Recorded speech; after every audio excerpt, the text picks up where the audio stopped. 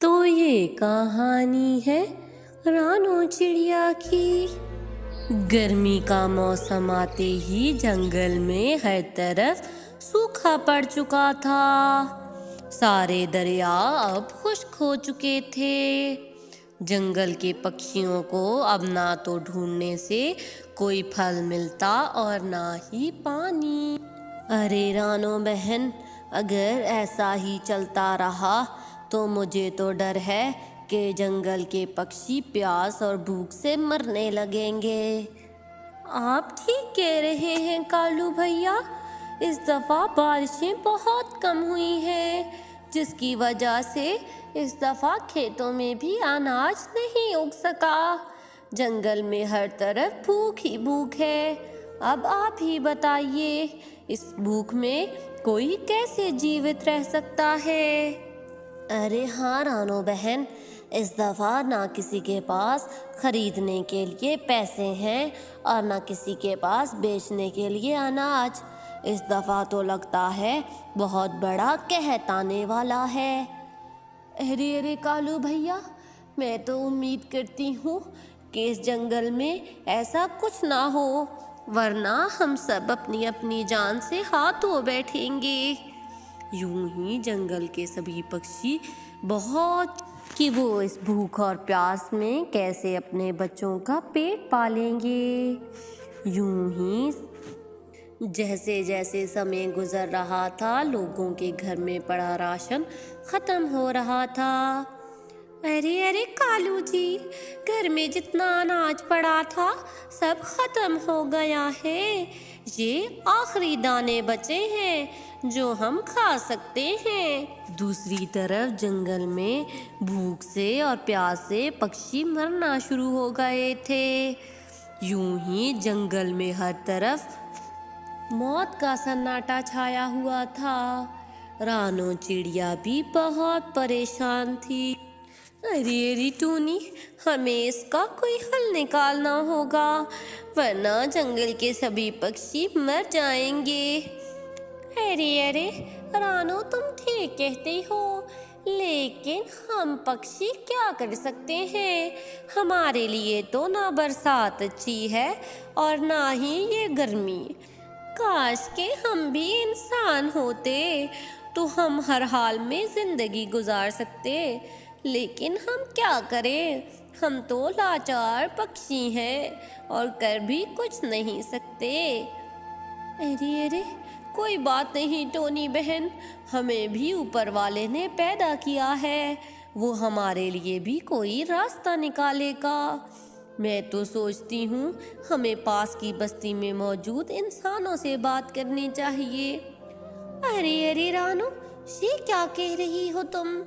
इंसान हम पक्षियों के दोस्त नहीं हो सकते, वो तो हमारा शिकार करके खाते हैं। अरे अरे टोनी, सब इंसान एक जैसे नहीं होते, कुछ इंसान अच्छे भी होते हैं। अरे अरे तुम्हें क्या पता, जिसके पास तुम जाओगी वो अच्छा ही होगा, क्या पता वो तुम्हें भून कर खा जाए। अरे अरे टोनी बहन, अब किसी को तो कोई ना कोई हल निकालना होगा, वरना यूं भी हम मर जाएंगे।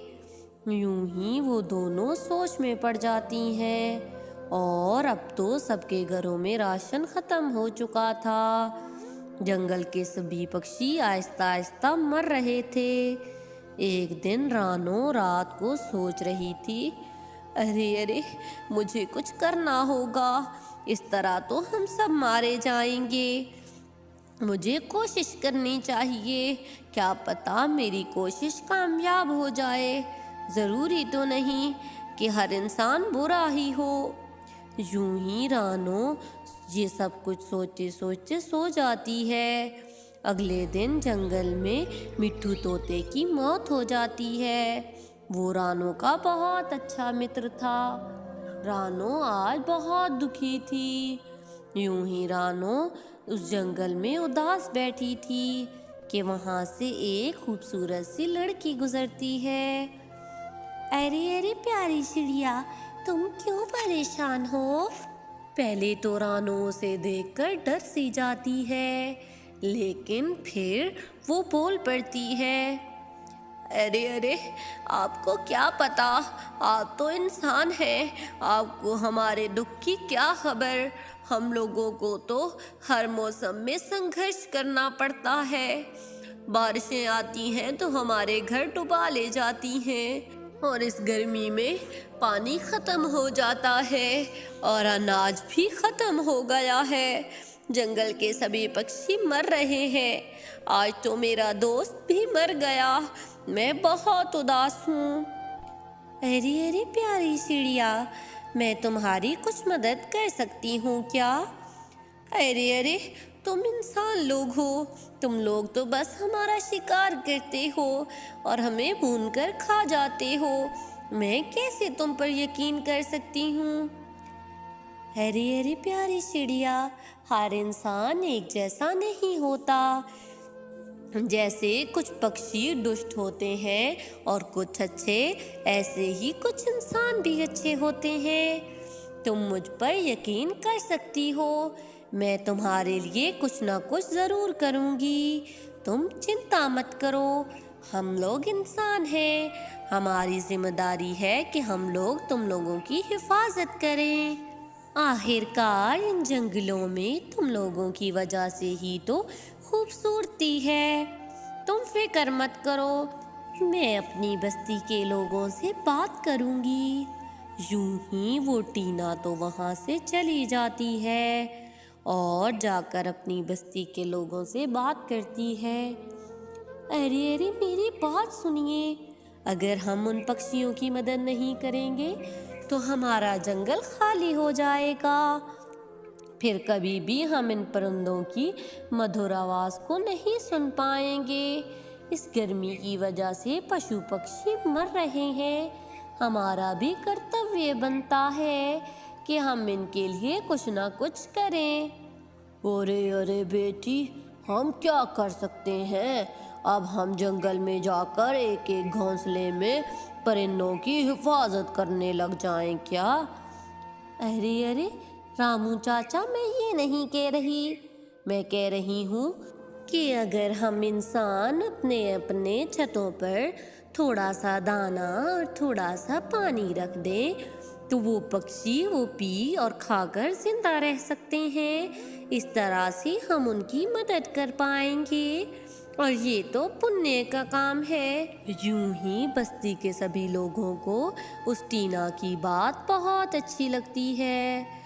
यूं ही वो लोग अपने अपने छतों पर थोड़े से दाने और पानी रख देते हैं। यूं ही टीना सारी बात जाकर रानो को बताती है। अरे अरे, आपका बहुत शुक्रिया, आपने हमारे लिए इतना सोचा। लेकिन इस बात का क्या भरोसा है कि आप लोग हमारा शिकार नहीं करेंगे? अरे अरे, तुम मुझ पर यकीन कर सकती हो, ये बात पंचायत में की गई है। अब कोई भी तुम लोगों को नुकसान नहीं पहुंचाएगा और तुम लोग छत पर जाकर दाना और पानी खा सकते हो और छतों पर तो कोई नहीं होता। इसीलिए मैंने कहा है कि छतों पर सारा दिन दाना और पानी रहेगा। अरे अरे टीना, तुम्हारा बहुत शुक्रिया, तुमने ठीक कहा था, सब इंसान बुरे नहीं होते। मुझे माफ़ कर दो, मैंने तुम्हें गलत समझा। यूं ही अब बस्ती के लोगों ने छतों पर पानी और दाना रखना शुरू कर दिया था। जंगल के पक्षी आते और वहाँ से दाना और पानी ले जाते। यूं अब वो खुशी खुशी जिंदगी गुजारने लगते हैं। यूं टीना अपनी छोटी सी कोशिश से बहुत से पशु पक्षियों की जान बचा लेती है। तो प्यारे व्यूवर्स, हमने इस कहानी से क्या सबक सीखा कि हमें गर्मी के मौसम में अपने छतों पर थोड़ा सा दाना और पानी रख देना चाहिए ताकि बेचारे पशु पक्षी वो खा पी सकें और इस चीज़ का पुण्य हमें भी मिल सके। तो प्यारे व्यूवर्स, अगर आपको मेरी ये कहानी पसंद आई हो तो प्लीज़ मेरे चैनल को सब्सक्राइब कर दें और इस वीडियो को लाइक करना ना भूलिएगा।